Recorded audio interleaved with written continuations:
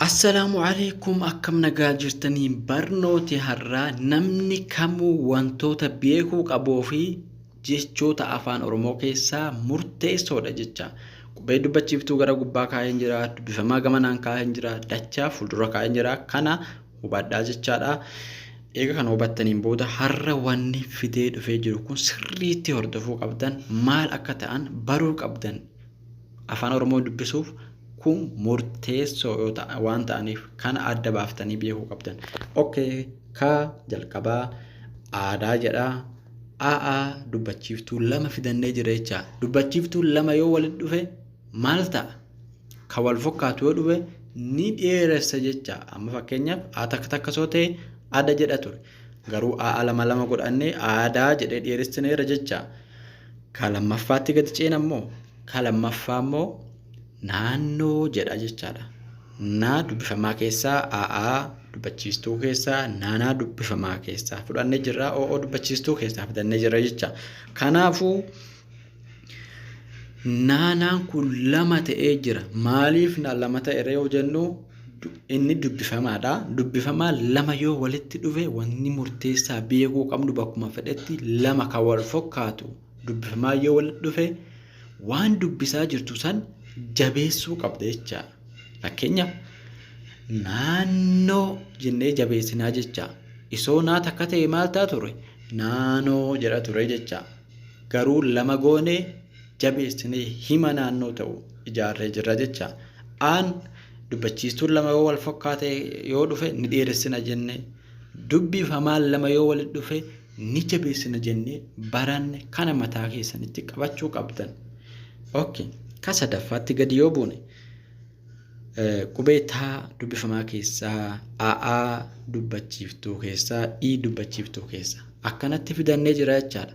Maal jedhani taa'i dubbachiiftuun sadii akkamii walitti dhufe kan jenne jecha. Kan waliif fakkaanne. Okay. Ka wal fakkaatullee dubbachiistuu sadii afaan Oromoo keessa hin jiru.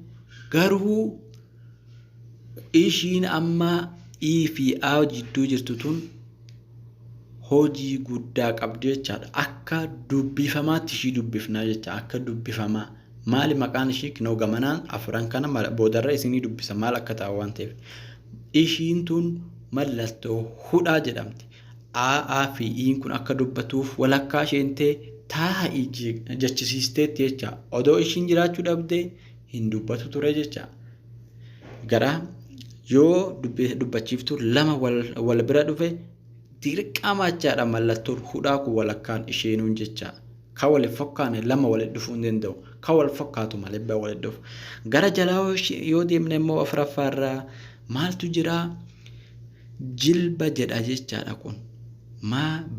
Laanii fi baan dubbifamaa garaagaraa yoo walitti dhufe akkamitti dubbifna? Kana jechaa kan mataa keessanitti sajjaluu qabdan. Jilba bakka jedhu kana laan kunii fi baan kun dubbifamaadha. Lama isaa maalii walitti dhufan? Akkam godhuu qabna ree? Takka ajjeesuu qabna jecha yookaan immoo liqimsuu qabna. Eenyu liqimsina ree? Ka jalqabaa liqimsina. Maaliif? Baa fuuldura dubbachiistuu waan qabduuf baanni dubbate jecha. Laan immoo dubbachiistuu waan hin qabneef gonkumaa hin dubbatu jecha laan kun. Kanaafuu jilba kinoo. Jilba laa xiqquma tuquxeeti liqimsiteeti gara baa dabartaa jecha. Fakkeenyaaf araba tahee wantoota adda addaa jechaadha.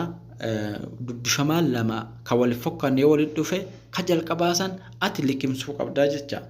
Okay. Ka jalaa immoo qubee dachaa keessaa qubee naanii fi dachaa keessaa nyaata jedha. Daanii fi dachaa keessaa dhadhaa jedha. Kun qubee dachaa warroonni baratan ni beektan kinoo gamana kanaan jira qubee dachaati.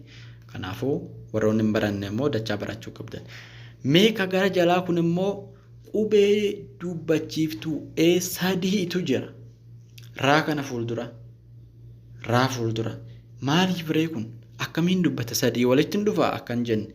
Maaliif dhufuu ni danda'a? Akkamiin hudhaa mallattoon hudhaatuun ofiimaa dubbifamaa waan taateef yookaan dubbachiiftuu waan taateef dubbifamaadha ishiin. Yoo ishiin hin jiraanne qubee wal fakkaatu sadii gonkumaa hin dhufu dubbachiiftuun jecha. Kanaafuu maal goona ree Raanii fi een ree jedha. Hudhaan immoo ni huute jecha hudhaadha maqaan ishee hudhuu. Kanaafuu ee fuulduraa jira jecha dubbachiiftuu kan. Akkam goota ree akka adda muruu gootee eesaa sallamman qofaatti dubbistaa jechaadha. Hudhaan kun si hudhee jira waan ta'eef re'ee jedha. Kana hudhaadhaan hudhaa kanaan dubbachiiftuu garaagaraa adda baafnaa. Dubbachiistuu wal fakkaatu sadi yoo ta'e adda ba'a. Alaa kan kanaan ala hin dubbatu jecha. Okay, ka gara jalaa kun amma fakkeenyaaf maa dubbachiiftuu sadii kaa fi maa kana jidduu jira. Akkamiin dubbifna ree? Mallattoon hudhaa hin jiru waan ta'eef dubbachuu hin danda'u waan ta'eef ni dabarra jecha kan. X jecha kun X. Okay. Amma immoo mallattoolee gara olii kana afran jecha akkas hin barsiisu. Okay. Mallattoon jalqabaa kun maalinni? Kana gaa afaan Arabaatiin illee Ingiliffaan illee bakka adda addaatti mallattoon kun mallattoo gaafii ta'eeti jechaa kan jiru. Mallattoo gaafii. Fakkeenyaaf kinoo gara jalaa kana eessa deemta jedha. Gaafii fuuldura kaa'adheen jedha. Deebii barbaada jechaadha kun. Eessa deemta jennee mallattoo kana aramma kaan mallattoo gaafii kana fuuldura kaa'an. Kanaafuu eessa deemta jedhee gaafadhee deebii eeguu jira jecha mallattoon kun. Mallattoon gaafii kun. Deebii takka wanta deebii qabutti fayyadamuu mirga qabda jecha mallattoo kana. Okay. Kammoo itti aanuu kun maali yoo jenne mallattoo raajifannaa jedhama afaan Oromoo keessatti. Mallattoo raajifannaa. Mallattoon raajifannaa kun eessatti fayyadamna yoo jenne bakkoota gammachuu qabutti fayyadamna yookaan wantoota dinqisiisoo ta'an keessatti. Fakkeenyaaf yaa Rabbi yoo jette mallattoo kana fayyadamte waan dinqisiisaa Rabbii jechaadha. Wanta dinqisiisaa waan ta'eef jechaadha maqaa Rabbii kanatti. Akkasuma immoo kinoo gara jalaa kanatti galatoomi jedhee raajifannoo kana lama kaa'adheen jira jecha. Galatoomi. Galata gashuutti jira. Gammachuu yookaan wanta siraaju takka jecha yookaan wanta gammachuu qabu wajjin fakkeenyaaf galatoomi waan jedhamu irratti akkasuma immoo namoota biraatii galata karaa adda addaatiin yookaan immoo wanta si dinqe. Yaa Rabbi yoo jette amma fuulduratti yoo barreessite raajiffannoon kun ni ta'a jecha. Wanta si dinqe takka akkasuma immoo wanta si gammachiise takka. Kanaan mallattoo raajifannoo kana barreeffanne jecha. Sadaffaarra jiru kun immoo mallattoo tuqaan tun immoo maali? Tuqaa jechuun jecha takka xumuruu jecha. Fakkeenyaaf gara jalaatti kottu jedheen jira deebii hin barbaadu jecha xumure jecha.